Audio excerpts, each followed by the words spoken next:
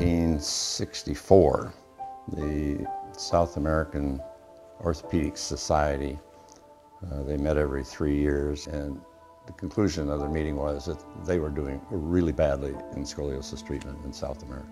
And they came to the conclusion they had to invite some guru, some real expert, to come to South America and travel around and see the situation and tell them what to do. And they picked Dr. Moulton. He was invited back for the follow-up trip. But they wanted him to stay for 3 months. They wanted him to do clinics and surgeries and lectures. Well, he was chairman of the department. He couldn't spend 3 months there. So he said, I'll bring a young assistant along. And that was me. 46 years ago, you came to Brazil for the first time. Since then, you have been to Brazil 19 times. And in these 40 years, your active participation has contributed so that the spine group from Santa Casa of São Paulo could graduate 100 Latin American and 132 Brazilian doctors in the specialty of spine surgery. This endowment is very important for us as a spine surgeon who had the chance to learn and excel in our specialty. It is our turn, it's our duty to be able to help others.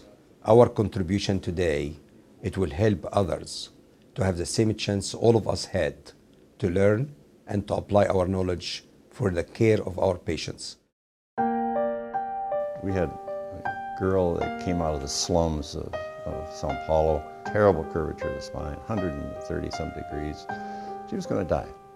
So we did this big surgery on her. But the problem was, you go down there for 3 months or 2 months or whatever, and you don't know the result of the surgery, And it was so heartwarming when Dr. Moe and I went back for the 20th reunion of our trip. They brought in several of the patients that we'd operated on 20 years before, and she was one of them.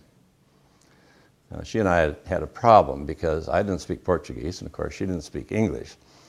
And so we couldn't communicate, and this frustrated her so much that she told the nuns that ran the school at the Crippled Children's Hospital there, she wanted to learn English. So when she came back 20 years later, she brought her husband, her 2 kids, and speaking to me in beautiful English. And I said, oh, that's wonderful. Well, what do you do? You're a mother, I could see that. Oh, she said, I'm a translator at the American Embassy. I thought, that's it. I couldn't give you a better example. The thing that he has also left me with is the fact that he goes and spreads the knowledge about spine deformity surgery all over the world.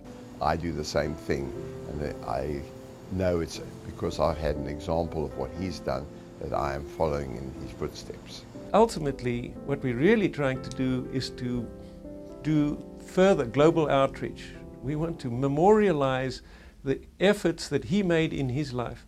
This is more about setting up an endowment and a fellowship program that is going to benefit patient care everywhere else. Dr. Winter is the vehicle to further that. Our main message is to care for the patient appropriately and to the state of the art.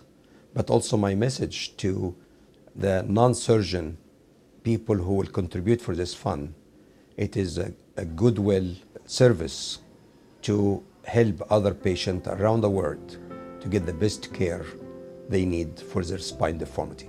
This fellowship is different from other traveling fellowships as it seeks to provide an in-depth training for 6 months or potentially longer.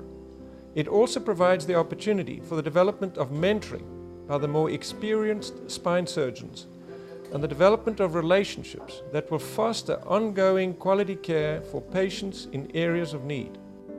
In the words of Steve Richards, our recent past president, it's a fantastic yearly global educational opportunity for our society's members. On behalf of the International Steering Committee for this very worthwhile cause, I'm asking you to please dig deep into your pockets to support the mission of the SRS and this specific fellowship. Our goal is to reach $1.5 million. Please make a pledge today. Thank you for caring, thank you for your participation, and for those of you that have already contributed generously, thank you.